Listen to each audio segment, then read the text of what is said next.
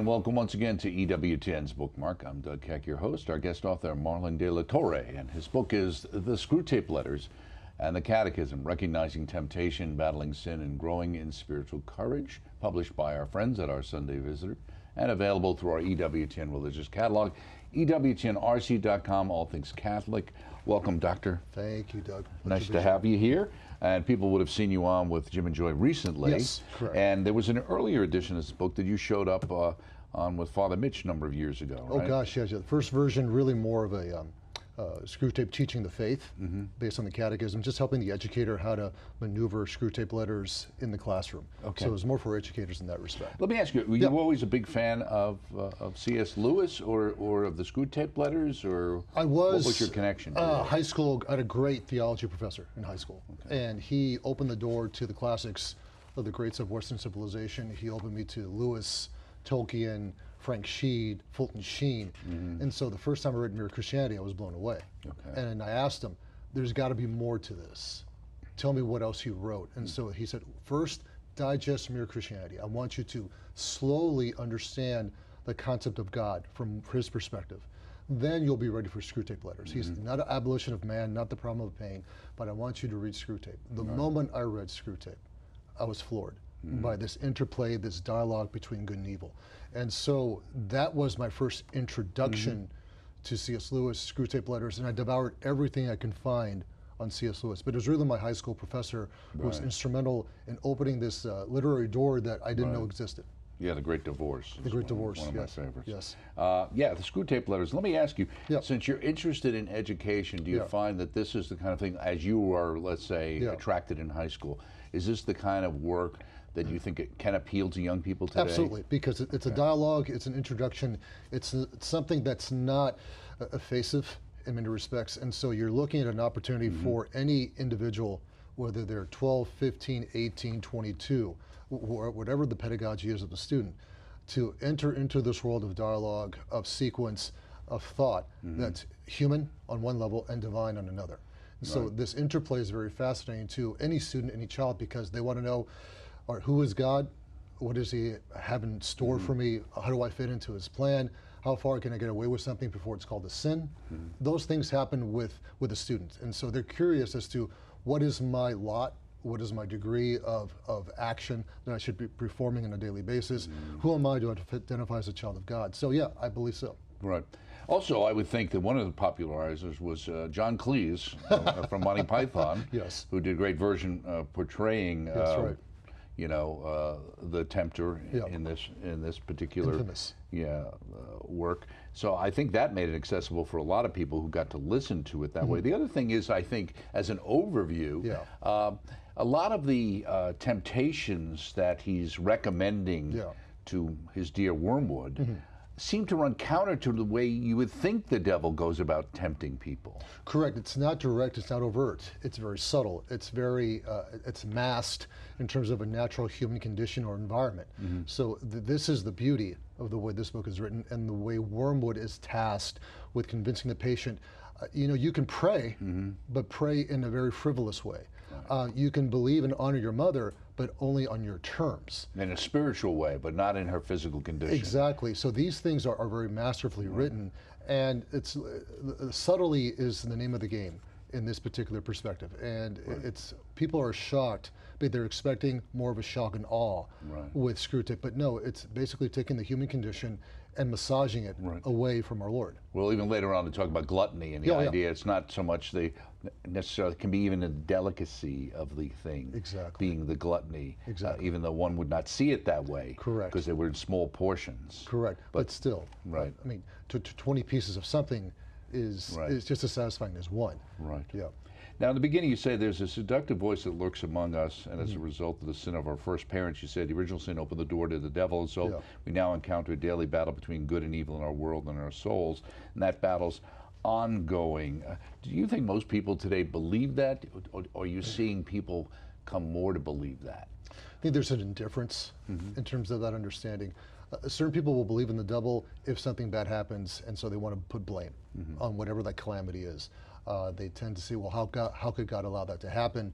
And they immediately turn to, well, this evil is more powerful than God. That is what I encounter, and that I would attribute to indifference. There's no distinction between good and evil in the person. And when you hear that, when you see that, you have to ask yourself, how is the person, what is their concept of God? What is their concept of self in relation to God? How do they view themselves as a child of God? So I think that becomes more prevalent in what I've seen over the last 2 decades of how people view a relationship with God. Well, they view evil, or they dispel evil to be nothing more than a coincidence, or maybe it's just a bad day. It can't be anything related to anything else other than a bad day. And I see that seeping into this sin of indifference where you can't make the distinction between good and evil. But on the flip side, that's a relativistic approach. It is, absolutely. But when there is no answer to why this calamity is occurring, then the person is relegated to think, maybe there is something here. Maybe there is something bad, that there's a force of evil that does exist, and I need to seek the antidote to that force of evil. Ironically, those who are agnostic, those who may not believe, tend to sway towards that thought, and that becomes the entryway towards understanding God. The irony, and so it is really on many levels across the board what I've encountered over the last 2 decades. Right. We think also, and he talks about here, and obviously the problem of suffering. How could God allow it? You know, as one rabbi one time said, God's all powerful. He's just not. He's not all powerful, even though he's all knowing. That's why he allows sin. But we understand it from the aspect of free will. Correct. Right. Correct. And that's the beautiful thing.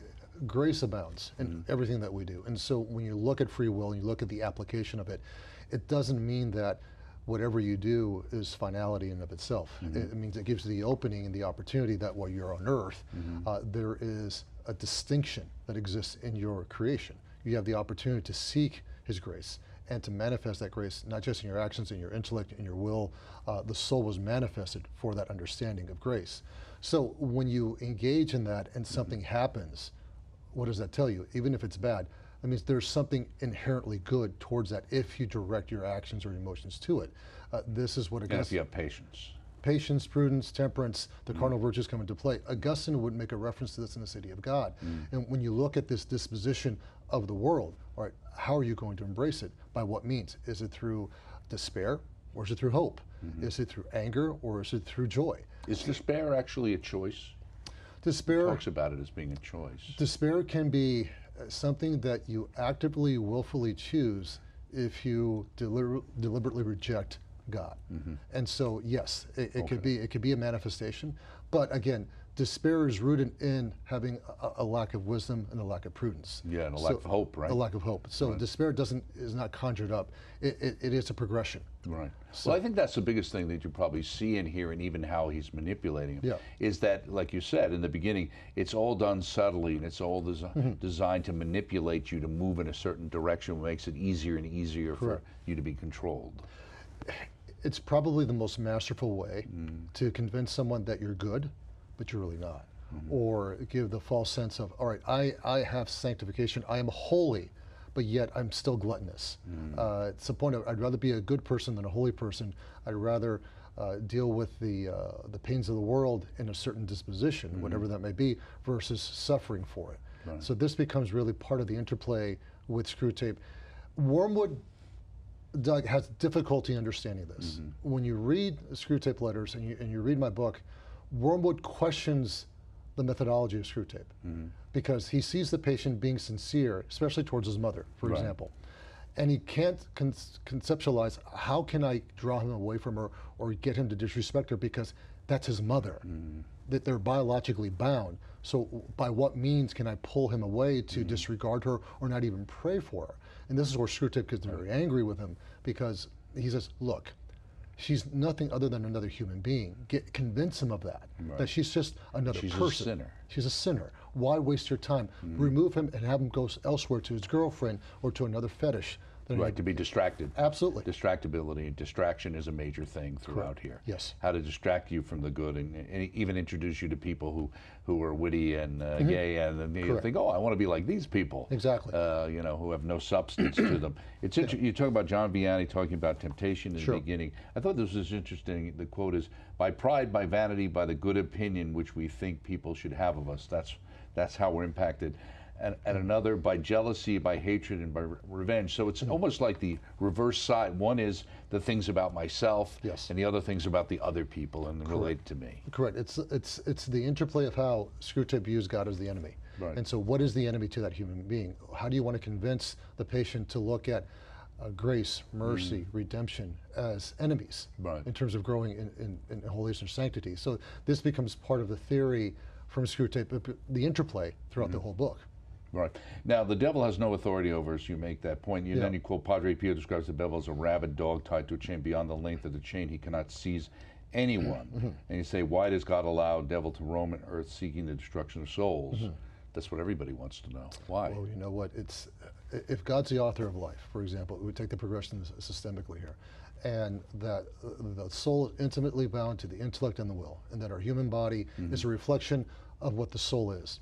So that in of itself should tell you, okay, God created me in his own image and likeness, so I have the opportunity to seek his will.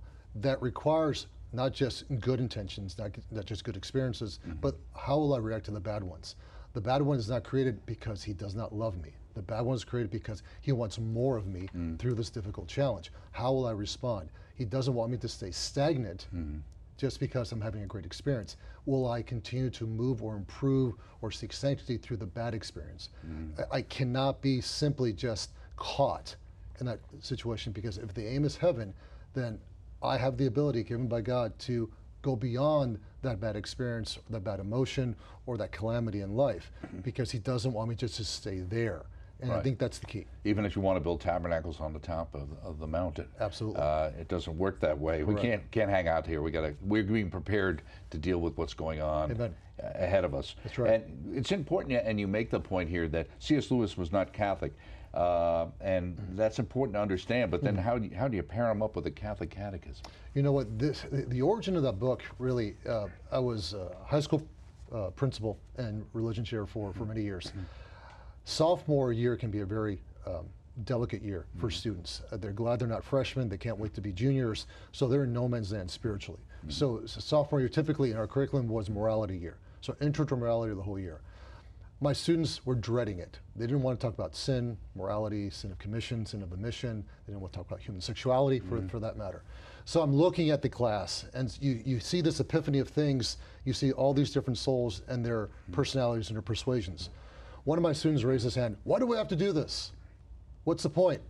So I asked him, well, what would you prefer? Why don't we read that book that's on your shelf, Screwtape Letters?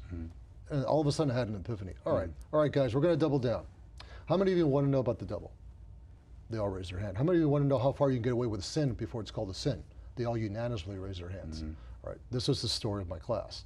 So here's what we're going to do. We're going to take Screwtape Letters, which is basically a demon guiding an understudy to take and address this patient away from God. And you said patient. Yes, patient. Which is how they view the person. Exactly. And so they asked me, what do you mean the patient? You're the patient. And then from there, I told them, we're going to take the Catechism of the Catholic Church, and we're going to dive into the opportunity to debunk all the temptations from Screwtape through Wormwood to this patient, and we'll see where we go. So I flipped the class. We did it the whole year. So we paralleled the Catechism with Screwtape and how to prepare them to understand spiritual temptation, spiritual warfare, things of that nature. It was a big hit.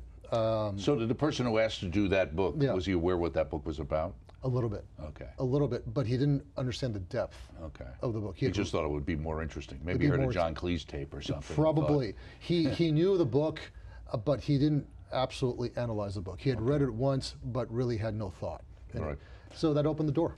And the enemy, obviously, in Screwtape is God. Yeah. You say the premise behind my book is to provide hope for anyone who has been tempted by the devil or struggled with the daily battle against sin. That is all of us. But we don't just want to see how the devil works to lead us away from God. We also want to know how we can respond to temptations in faith. And then you go on to say that the positive faith revealed in the Catechism perfectly suited to address the deposit of sin. What's the deposit of sin?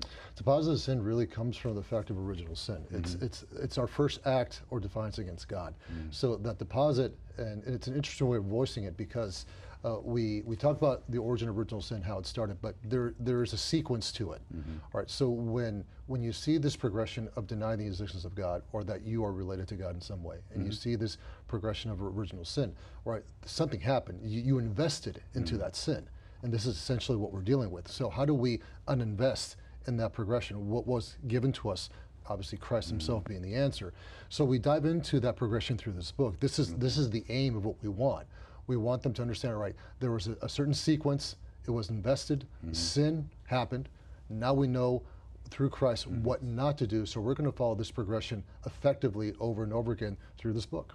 Now, why is it still relevant? It was written in '42, obviously, during the height of basically the Blitz and what was going on in the UK at the time, and obviously Lewis was going through it. In fact, the story relates to someone, obviously the patient, how he ends up, even though it's kind of an odd, because how he ends up, but that's actually a good thing, but a bad thing as far as Screwtape is concerned. Correct, because you see, in the backdrop of World War II, you're hoping that is enough to incite despair. All right, all is lost, all heck is broken loose. He has to be convinced that there's no hope. Well, quite the opposite. What he sees is, now I have hope. There's a sense, there's resonance of who I am, that I must seek something greater than all the calamity around me. And that's something that Screwtape, for whatever reason, is not prepared for. And I find that very fitting and very apropos. And seeing selfless acts and acting in a selfless way. Correct. And that's something that, I guess, when you look at the human condition.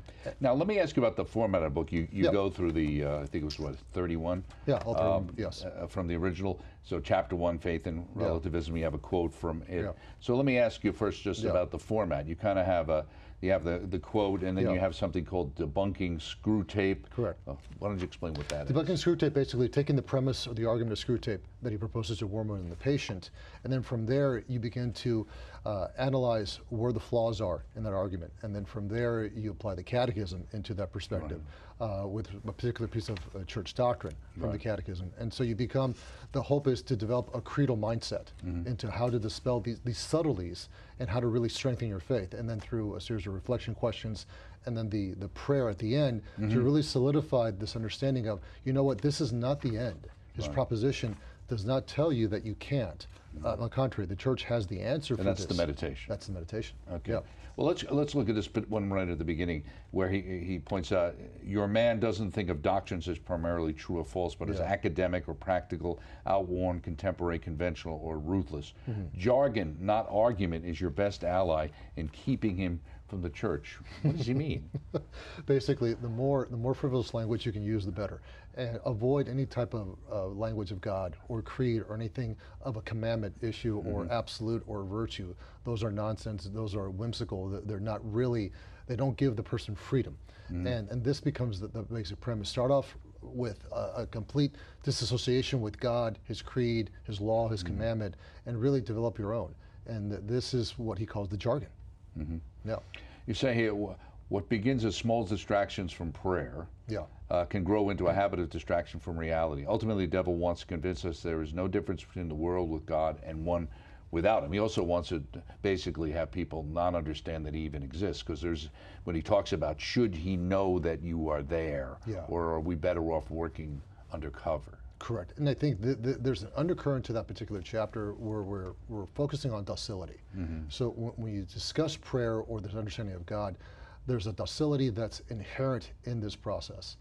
And as the person becomes more docile, all right, to an understanding of God and his will, then you start seeing things more clear. So it's not jargon anymore. Now you see some resonance in the language. There's fruit in the vocabulary. There's more of a sense in the definitions of what God is trying to communicate with you.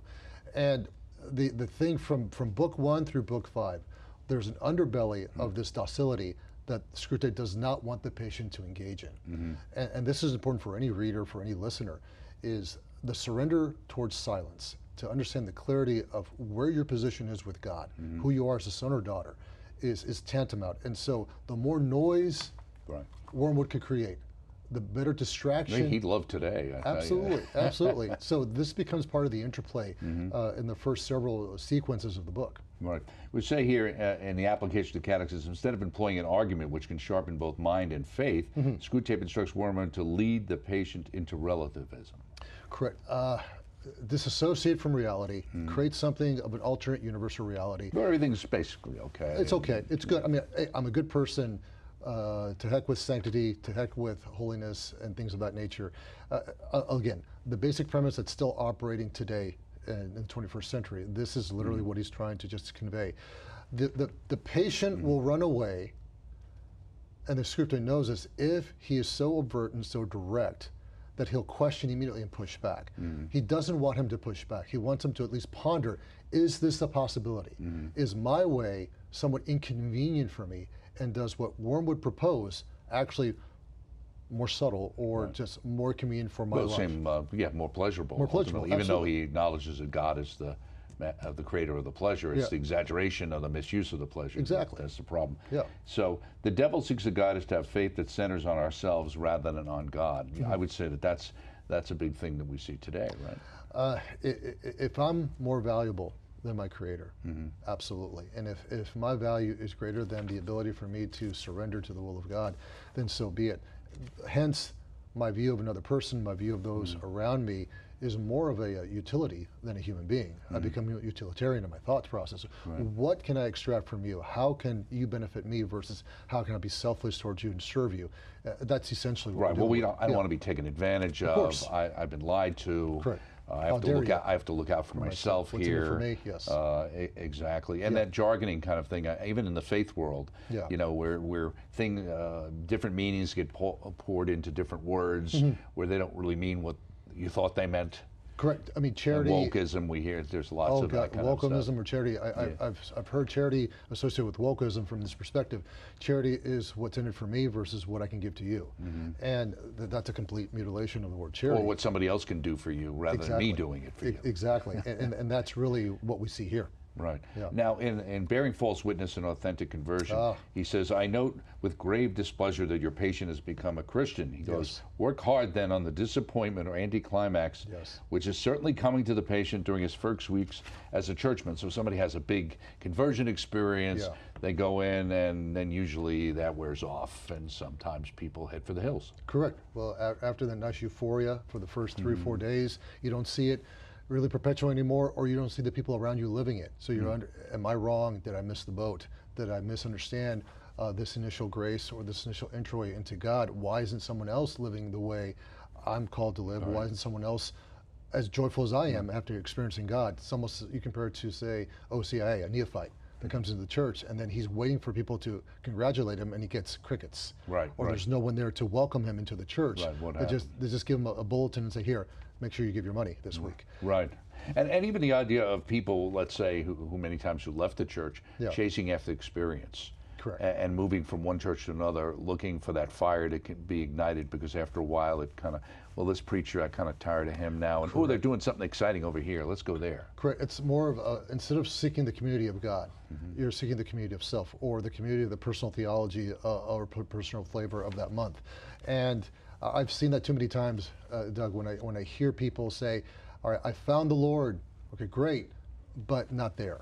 All right, so what are you really looking for in that perspective? And so you see this community of theology or community of faith being this concern. Well, you go in search of a church that teaches what you already believe, or what you're comfortable with. And when you become uncomfortable or disagree, then you move on, looking for the next person. In authentic prayer, keep the patient from serious intention of praying altogether. This is best done by encouraging him to remember the parrot-like nature of his prayers. That's a lot of times saying, oh, the rote repetition, the Catholics doing the rosary, they're not even thinking about it. They just go to Mass because they were told they got to go. Correct, because it becomes more redundant in the mind of the person. There's two things with that. One, when you pray, there's docility. Two, when you are accused of being redundant, actually, it's a deepening of the grace of that prayer. You're meditating on that further communication with God. And so that can't be a negative. So it's like a parent telling a child, I told you once, I told you twice, I told you the third time, don't grab the cookie. And so you need that third time for that message to stick. The same premise with prayer. It's what we would tell parents all the time when they're trying to teach their children how to pray. They need to see your repetition. It can't be done once. If they see it in action, if they see it in a determined way and focus on something that is good and holy, that will resonate with them. And if you tie in anything that's sacred, music, art, toward that's prayer, then now you see them beginning to mimic and understand why. Let me, in the chapter, talk about despair and hope, but also in fear of the Lord. That's one a lot of people misunderstand. I know there's somewhat mistranslation of the word fear as opposed to awe. These people think they're supposed to be afraid of God. He's going to zap me with a lightning bolt or something. I might do something wrong. It's funny. Fear of the Lord is absolute comfort with God. Because you know that He literally will protect you and guide you, and that through all the calamities of the world, you can turn to Him.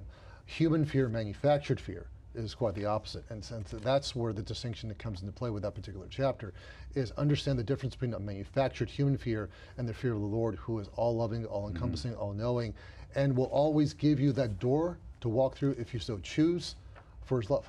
Right. Also, it struck me, the patient gets caught up in factions inside. So even if he goes to the church and he's in the church, let him get caught up in one faction versus another, and they become distracted over who's better or who's more Catholic or whatever. Absolutely. So whatever prayer group is better for that flavor of the week, so be it.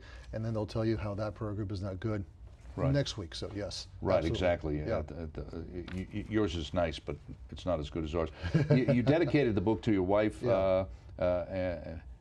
Children, Miguel, Gabriela, Maria, Gianna, and the greatest gift a father could have. Do people realize today, do men realize that their greatest gifts are their children? You know what, it's a great question. I would say it's a yes or no. I'd say more no than yes, if I may explain. I've done a lot of men's groups in 30 years. The singular most important thing that I've seen that they don't do, all right, they don't pray for their wife or their children. I'll give you a great point. I was leading a group of men, 200 men, going through the process how to be intercessors for their spouses, for their children. So I asked them bluntly, gentlemen, how many of you pray or intercede on behalf of your children or your spouse on a nightly basis? Doug, only 3 raised their hand. Right. And so this has been consistent over the last decade that I've encountered. And so the men will ask me, where do I begin? How do I do that? Right. I tell them, you are to eliminate everything that distracts you from spending time with your wife and everything that distracts you from acknowledging that your kids are even present. And all of a sudden I get this sigh. And they step back because they realize that whatever manifestations that you're involved in, whatever things that are distracting you, right, and it's a myriad of things that we can get into another segment on, they don't want to. Right. Well, that's the biggest thing. I always think from a couple, being a couple, did marriage encounter for a number of years. The biggest issue for men is always the fear of change. Absolutely. You're going to ask me to do something different than I've been doing, and I'm really not interested. But people will be interested in this book, the Screwtape Letters and the Catechism, Recognizing Temptation, Battling Sin, and Growing in Spiritual Courage. Thank you so much. It's an honor. Thank you. Marlon de la Torre, Ph.D. This book is naturally available through our EWTN religious catalog, EWTNRC.com. A fun read. Check it out. Very interesting. Will join us next time right here on EWTN's Bookmark. We'll look forward to it. Thanks.